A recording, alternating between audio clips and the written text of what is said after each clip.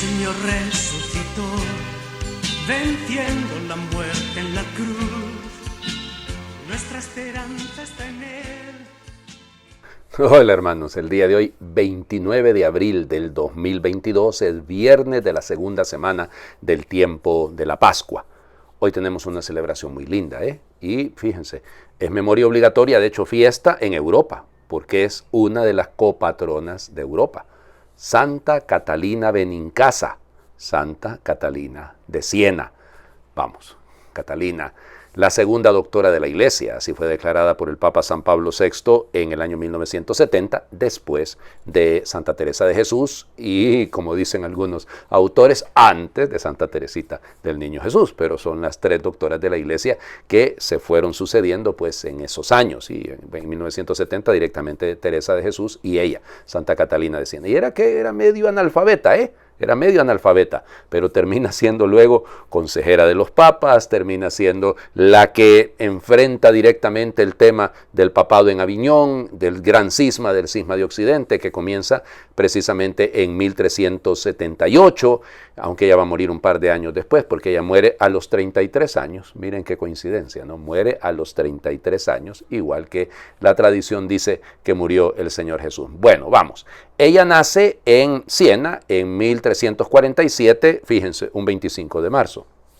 Vamos, un 25 de marzo, día de la Anunciación. Ok, resulta que su familia era numerosísima, su mamá, no se asusten, pero es verdad, tuvieron 25 hijos. Sí, 25 hijos. Su papá, Jacobo, pues de ella, de la misma esposa, tuvieron 25 hijos. La mayoría murieron muy pequeños. De hecho, fíjense que ella tuvo una gemelita que se llamaba Giovanna y que murió muy rápidamente. En fin, miren, tuvo una infancia muy particular, se le escuchaba rezar sobre todo el Ave María, ella tuvo una relación con la Virgen extraordinaria.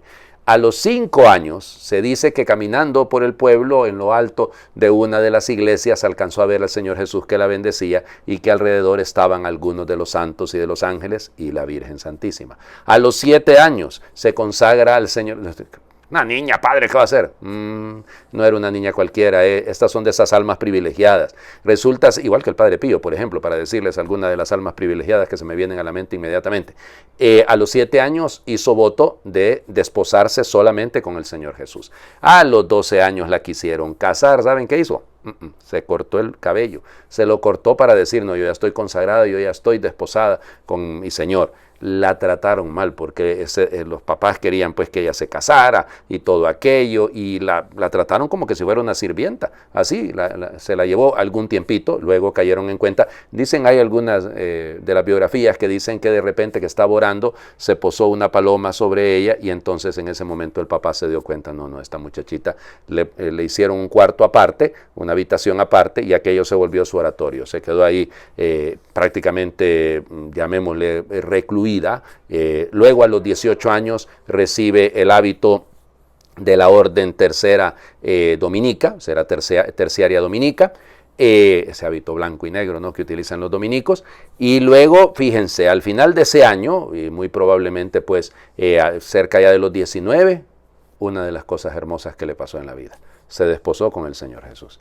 Vista tu fidelidad, le dijo, entonces he decidido, le dijo el Señor Jesús, que serás mi esposa. Y adivinen quién la llevó al altar, digamos, quién la llevó a donde su esposo, la Virgen Santísima. Ella cuenta que fue precisamente la Virgen la que le agarró la mano y se la presentó al Señor Jesús, y el Señor Jesús le puso un anillo con el que significaba precisamente su desposorio. Miren, sufrió muchísimo, ataques de demonios, era una cosa que ella tenía que enfrentar constantemente y siempre recurría al amor de la cruz. Momentos extraordinarios, generalmente se le representa con una corona de espinas, porque el Señor le presentó 2 coronas y le dijo, bueno, una de oro y una de espinas, ¿cuál quieres? Agarró la de espinas y se la clavó en la cabeza, y por eso se le representa así. En una Navidad la Virgen también le prestó al niño, y entonces dicen que ella lo acariciaba y le susurró al oído los nombres de las personas a las que ella quería.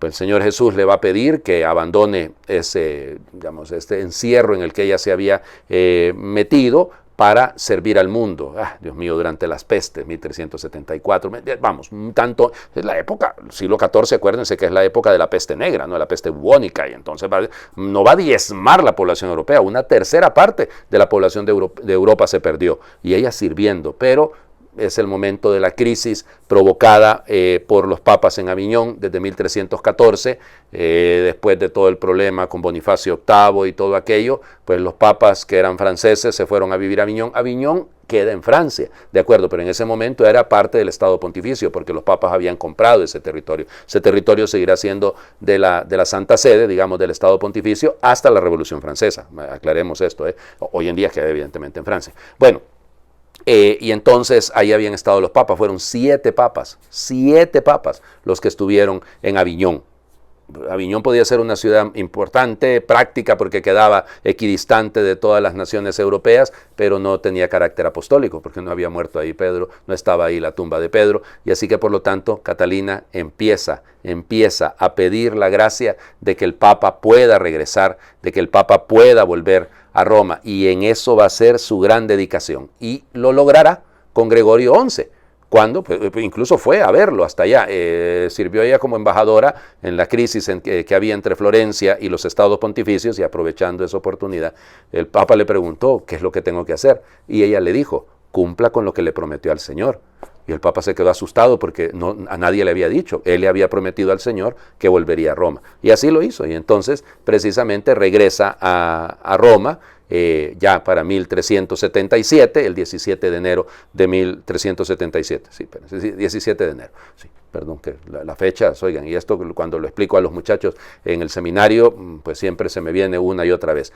A la muerte de Gregorio XI viene el problema, ¿no? Porque eligen, los romanos presionan para que se elija a un papa romano, no a un francés, y que sea, o al menos uno italiano, y el que eligen no está ahí, porque eligen al que es arzobispo de Génova, porque no se podían poner de acuerdo internamente, y en lo que lo llaman para que venga a decir si acepta o no, entonces viene el problema, porque entonces la gente se metió, por eso es cónclave, le metieron llave a la gente, a los cardenales para que eligieran, y viene el tumulto. Se eligió a Urbano VI, pero Urbano VI le quiere poner en cintura a los cardenales, y eso genera la ruptura, y de ahí viene el cisma. Porque entonces cuando algunos cardenales molestos porque el Papa no hacía lo que ellos querían, entonces nombraron un antipapa, Clemente VII, para que vean ustedes cómo será de doloroso. Y se fue aquel para Aviñón, allá estará, y bueno, Roberto de Ginebra, y bueno, y viene el cisma terrible. Ella muere 2 años más tarde, en 1380, y trabajó incansablemente porque la cristiandad reconociera a Urbano VI como el Papa y no aquel antipapa. Pero se mete la política, y como cada vez que se mete la política, pues ya saben ustedes cómo va la cosa. Oigan, qué montón hablé de ella, ¿verdad? Bueno, perdón, fue canonizada en 1461, y bueno, tanta cosa linda, ¿no? Vamos a las lecturas, Dios mío, qué montón hablé de Santa Catalina, pero es que es una figura extraordinaria, oigan. Bueno, vamos. Hechos de los Apóstoles, capítulo 5, versículos del 34 al 42. En aquellos días un fariseo llamado Gamaliel, doctor de la ley y respetado por todo el pueblo, se levantó en el Sanedrín, mandó que hicieran salir por un momento a los apóstoles y dijo a la asamblea: israelitas, piensen bien lo que van a hacer con esos hombres. No hace mucho surgió un tal Teudas que pretendía ser un caudillo y reunió unos 400 hombres. Fue ejecutado, dispersaron a sus secuaces y todo quedó en nada.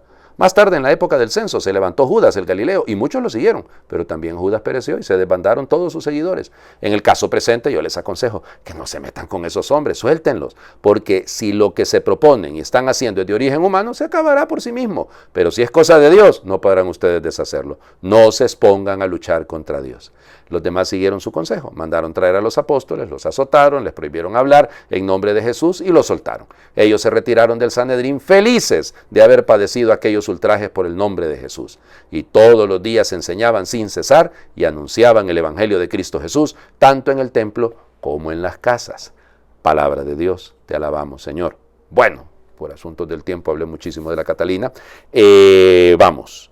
Gamaliel es el maestro de Pablo, no se les olvide, que es de la escuela del Gilel. Es una escuela un poco más humana, si lo quieren, una escuela más liberal con respecto a la ley, no tan rigurosa, no tan cuadrada. Muy bien. Gamaliel es una persona madura, sabia, que se da cuenta, hombre, aquí nos vamos a exponer a pelearnos con Dios, sean prudentes. Y eso nos pasa mucho en la iglesia, ¿verdad? ¿Cuántos por ahí aparecen con que se les aparece no sé quién, que se les aparece la Virgen, que se les aparece el Señor Jesús? Grupos, movimientitos que van saliendo de la nada. Bueno, tenemos que ser pacientes, ¿no? Y dejar probar, porque no dejar que crezcan cuando son unas locuras, ¿no? Evidentemente que no, pero y denunciarlo cuando no. Pero cuando de repente, miren, es que los santos terminan siendo un poco excéntricos. Piensen en los fundadores de los grandes movimientos. Piensen. ¿Ya? Y digo con toda honestidad. Un Kiko Argüello, vamos. Sí, claro. Una Chiara Lubich. Ya, claro. Es decir, qué sé yo, Andrea Riccardi. Es decir, son personas, óiganme, tienen su manera de pensar, ¿no? Y a veces chocan incluso con la manera de pensar oficial de la iglesia. Hay que ser prudentes, ¿no? Porque hay efectivamente pruebas de santidad. Hay pruebas de santidad. Y bueno, y aquí me puedo pasar hablando de otro montón, ¿no? Pero así, por eso tenemos que ser muy prudentes. Perdón que lo compare, ¿no? Pero eso es una manera de hacernos ver. También nosotros tenemos que aprender a escuchar. Tenemos que aprender a respetar. Porque si no terminamos cayendo en pelear contra Dios. Y si es la voluntad de Dios, imagínense la Catalina. La Catalina de Siena fue criticada por un montón de gente, que la mujer que en qué se anda metiendo, porque anda de embajadora, ¿a quién se le ocurre? Bueno, ahí ven, y es Santa Catalina de Siena, no es cualquier cosa. Luego, a mí lo que me encanta de este texto es a los apóstoles, ¿no? Les dieron su buena tunda, los azotaron y ellos salieron felices.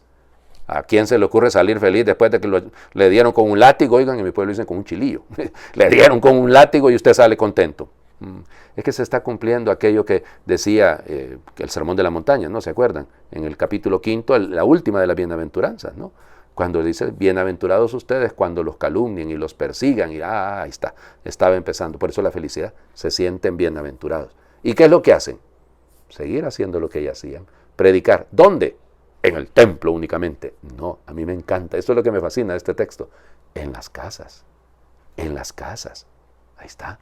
Es decir, es que el evangelio nace en la casa y los lugares donde la iglesia doméstica es fundamental para el crecimiento de todos. El evangelio. Ok, ¿están listos, verdad? Vamos a leer durante una semana entera, evidentemente el domingo no, pero durante una semana el capítulo 6 del evangelio de Juan, que es el discurso del pan de vida. ¿Cómo comienza? Capítulo 6, versículos del 1 al 15, con la multiplicación de los panes. En aquel tiempo Jesús se fue a la otra orilla del mar de Galilea, o lago de Tiberíades. Lo seguía mucha gente porque habían visto las señales milagrosas que hacía curando a los enfermos. Jesús subió al monte y se sentó allí con sus discípulos. Estaba cerca la Pascua, festividad de los judíos. Viendo Jesús que mucha gente lo seguía, le dijo a Felipe, ¿cómo compraremos pan para que coman estos? Le hizo esta pregunta para ponerlo a prueba, pues él bien sabía lo que iba a hacer. Felipe le respondió, ni 200 denarios de pan bastarían para que a cada uno le tocara un pedazo de pan. Otro de sus discípulos, Andrés, el hermano de Simón Pedro, le dijo, aquí hay un muchacho que trae 5 panes de cebada y 2 pescados. ¿Pero qué es eso para tanta gente? Jesús le respondió, díganle a la gente que se siente. En aquel lugar había mucha hierba. Todos pues se sentaron ahí, y tan solo los hombres eran unos 5,000. Enseguida tomó Jesús los panes y después de dar gracias a Dios se los fue repartiendo a los que se habían sentado a comer. Igualmente le fue dando de los pescados todo lo que quisieron. Después de que todos se saciaron, dijo a sus discípulos, recojan los pedazos sobrantes para que no se desperdicien. Los recogieron y con los pedazos que sobraron de los 5 panes llenaron 12 canastos. Entonces la gente, al ver la señal milagrosa que Jesús había hecho, decía, este es en verdad el profeta que habría de venir al mundo. Pero Jesús, sabiendo que iban a llevárselo para proclamarlo rey, se retiró de nuevo a la montaña, él solo. Palabra del Señor. Gloria a ti, Señor Jesús. Mil disculpas hoy, que yo sé que me estoy pasando muchísimo del tiempo. Bueno, miren, cuánto esfuerzo en las últimas décadas por hacernos entender que este relato de la multiplicación de los panes no tiene nada que ver con la Eucaristía y que no hay que relacionarlo. Y mientras tanto los padres de la iglesia, los escritores de los primeros siglos y el corazón nos dice no. Aquí nos están preparando para la Eucaristía. Nos están haciendo ver, primer punto, la iniciativa la toma Jesús. Si se fijan en la multiplicación de los panes en Mateo, en Lucas, en Marcos, es diferente, ¿no? Son los discípulos. Despide a la gente para que... No, aquí es Él el que toma la iniciativa. ¿Cómo hacemos para darles de comer? La iniciativa es de Él. Asocia a los apóstoles y asocia, fíjense, a los 2 promotores vocacionales. Claro, ¿por qué? Andrés fue el que fue a buscar a Pedro. Felipe fue el que fue a buscar a Natanael. Entonces, es decir, esto es un asunto vocacional. Tiene que verlo indirectamente, evidente, no es que está directo ahí, pero ahí está. Luego, tercer elemento. Hombre, 5 panes y 2 pescados. ¿Cuánto se ha hablado de eso? ¿No? Algunos hablan las 7 virtudes. No, está bien, es simpático. Pero, ¿qué es lo que dice? Que Dios es capaz de multiplicar lo poco pero que con generosidad ponemos en sus manos. Tercero, sentar a la mesa. La mesa es el mundo, porque estamos en un monte. Piensen en el Sinaí, el lugar donde Dios entrega el maná, digamos, como imagen. Bueno, nos viene bien pensar en esto también. Les dieron de comer y sobra. Claro, cuando se comparte, cuando hay solidaridad, siempre va a sobrar. Claro, el error siempre aparecerá. La visión política, la visión, ¿cómo les diría?, meramente sociológica del problema. Queremos hacerlo rey porque este nos resuelve el problema del hambre. Queremos hacerlo rey, queremos colocarlo en un pináculo, que no es el que él anda buscando, porque no es esa su misión, pero nosotros queremos soluciones fáciles. Entonces, quien solvente, si el Señor nos solventa los problemas de orden, insisto, humanos, más básicos, más elementales, es bueno Dios. Si Dios no lo hace, es malo Dios. Me cambio de Dios, me cambio de religión, me cambio de ambiente, porque lo que ando buscando es satisfacer necesidades materiales. Ok, vamos, la oración. Miren, he decidido hacer una oración que es parte de una oración más larga de Santa Catalina de Siena, porque hay que pedir por el Papa y tenemos que seguir pidiendo por el Santo Padre siempre. Ay, es que este Papa a mí no me gusta, a mí me gustaba Benedicto XVI. El Papa verdadero es Benedicto XVI, ¿por qué este está haciendo cosas que no sé? Ay. Volvemos a caer en el cisma de 1378. Oremos por el Papa, con el corazón de Catalina. Bondad eterna, mira a tu única esposa y abre los ojos de tu vicario en la tierra para que no te ame mirándose a sí mismo, ni se ame a sí mismo, sino por lo que tú eres. Si se mira a sí mismo, todos pereceremos, pues Él es nuestra vida y nuestra muerte, ya que tiene el cuidado de recogernos a nosotros, ovejas que perecemos. Pero si amen atención a ti, por ti mismo, nosotros vivimos, porque recibimos ejemplos de vida por medio del buen pastor. Ruego te dignes escucharme, que tu vicario cumpla tu voluntad, la ame, la observe para que no perezcamos. Dale un corazón nuevo que continuamente aumente en gracia, fuerte para izar el pendón de la cruz, para que los infieles participen como nosotros del fruto de la pasión y sangre de tu Hijo unigénito, Cordero Inmaculado, oh eterna, inefable y alta deidad. Amén. Señor esté con ustedes y les bendiga Dios por intercesión de Santa Catalina de Siena, el que es Padre, Hijo y Espíritu Santo, y su bendición descienda y les acompañe siempre. Feliz viernes para todos y de nuevo 1000 disculpas. Creo que ha sido una de las publicaciones más largas que he hecho en la vida.